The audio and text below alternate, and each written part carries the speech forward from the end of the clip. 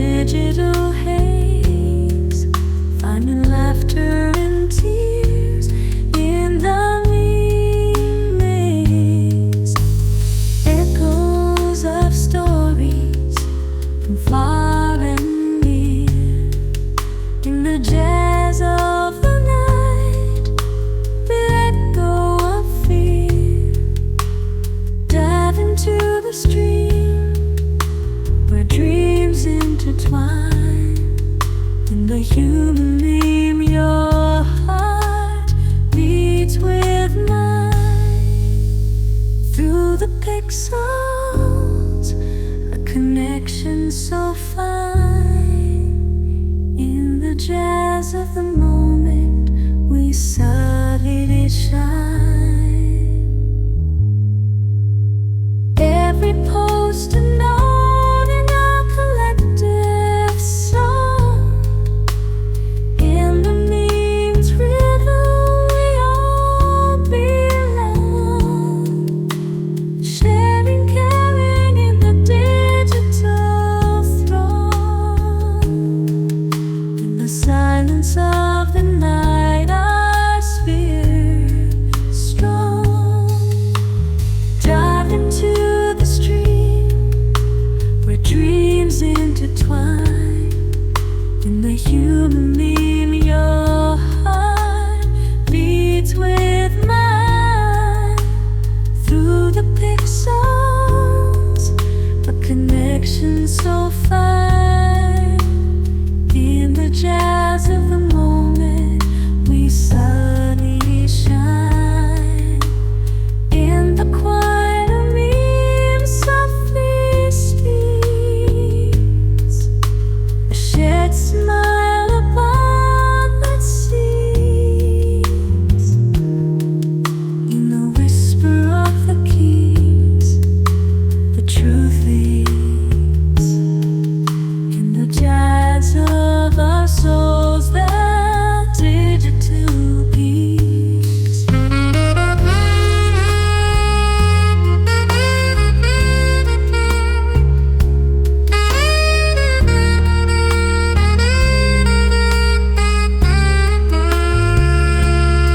So let's share this night in the glow of the screen. In the human meme, find what unseen. In the contemplated jazz, we meet. Together in the web, forever key.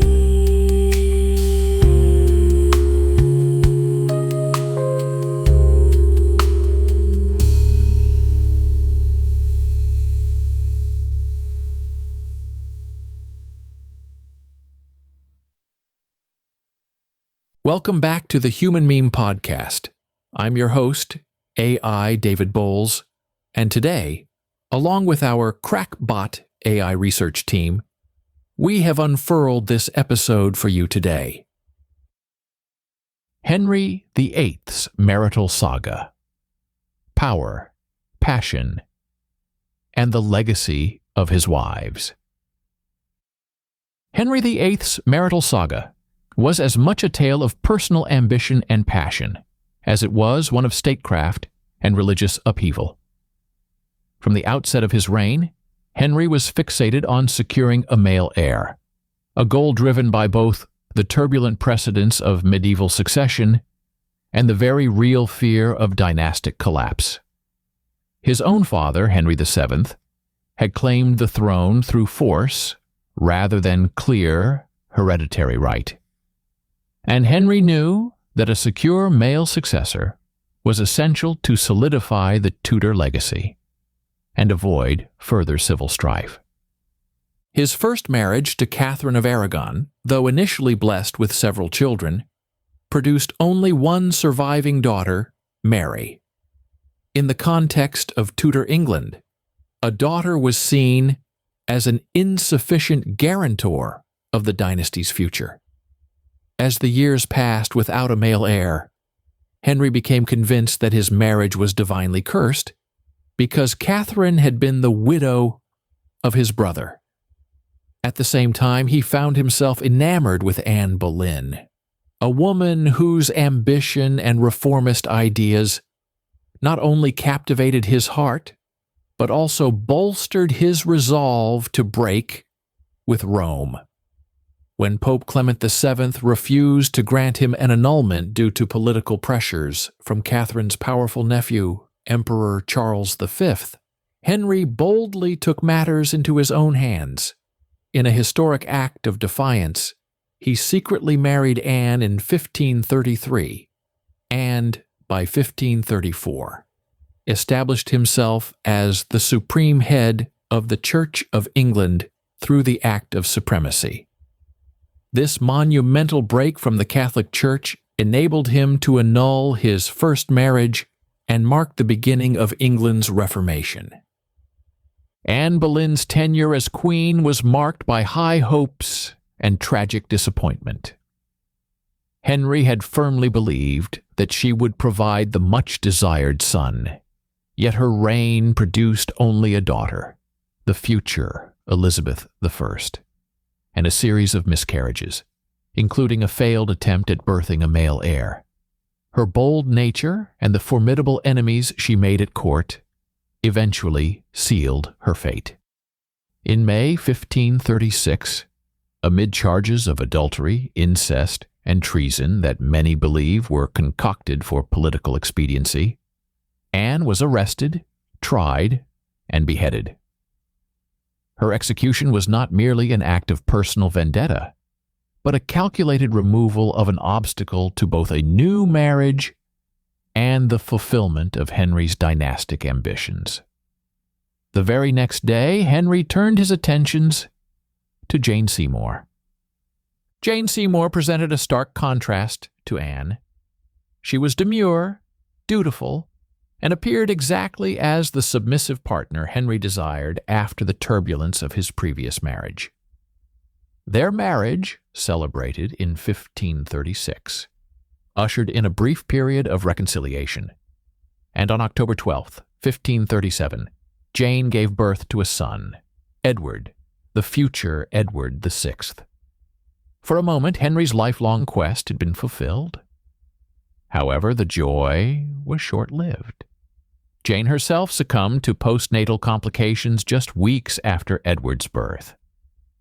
Henry later revered her as his true wife, and historians often speculate that had she lived, her steadiness might have spared her from the tragic fate met by her predecessors.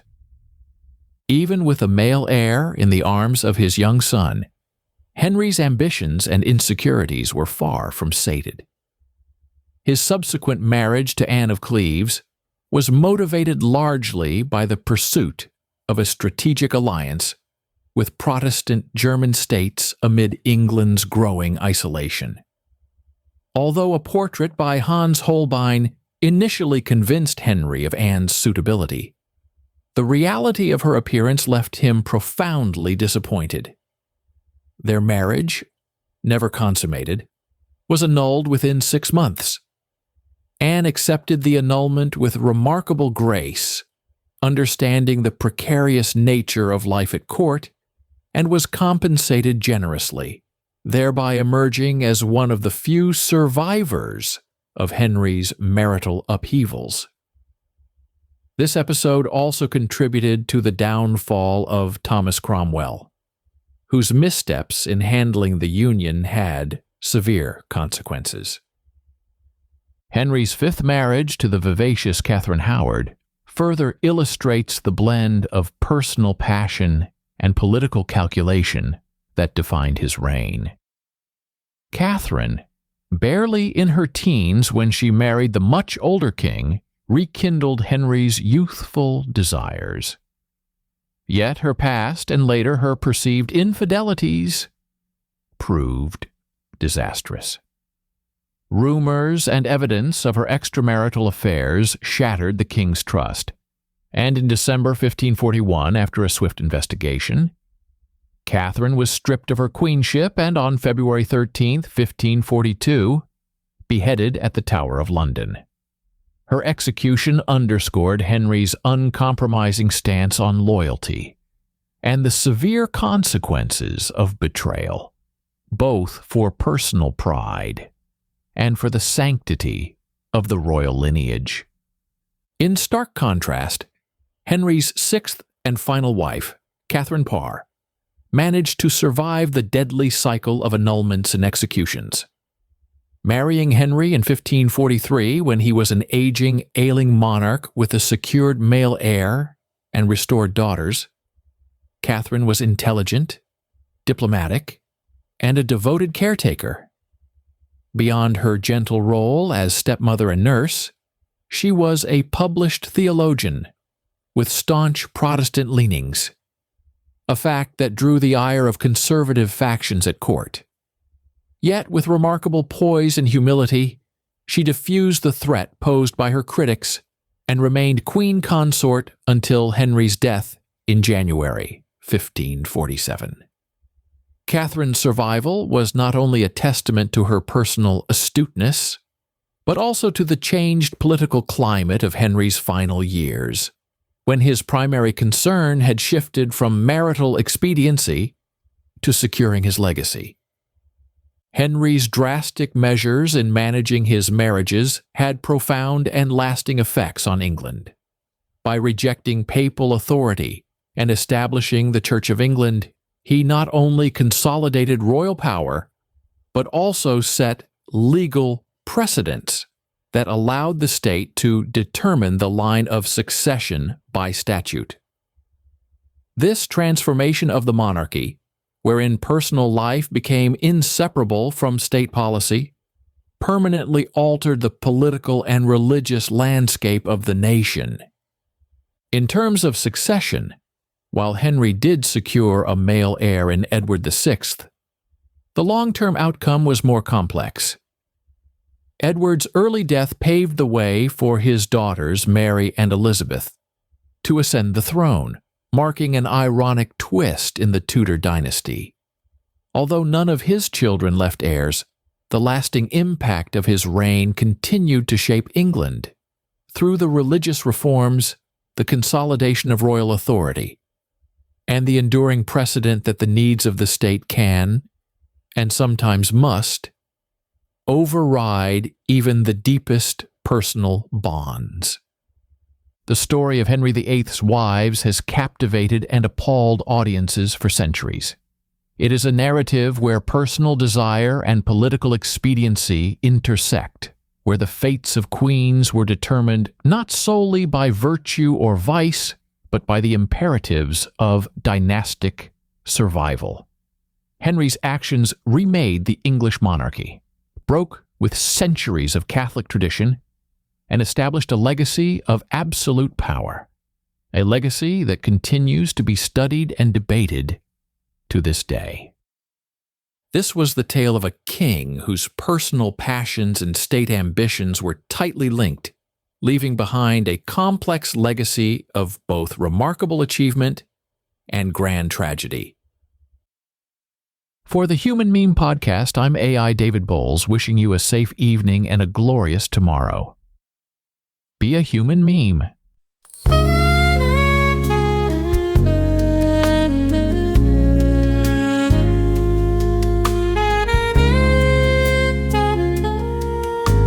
Soft keys under moonlit sky, whispers of the web in the night sky, scrolling through the night in a digital haze, finding laughter and tears in the meme maze.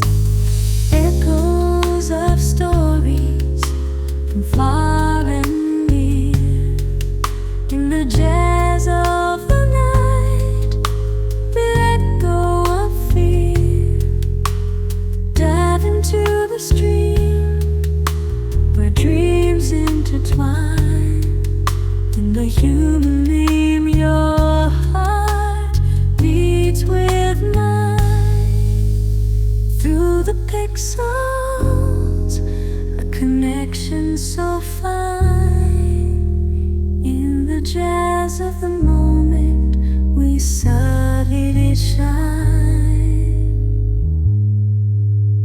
Every post a note in a collective song. In the memes riddle we all belong. Sharing, caring in the digital throng. In the silence of the night, our sphere strong. Dive into the stream where dreams intertwine. In the human meme, your heart beats with mine. Through the pixels, a connection so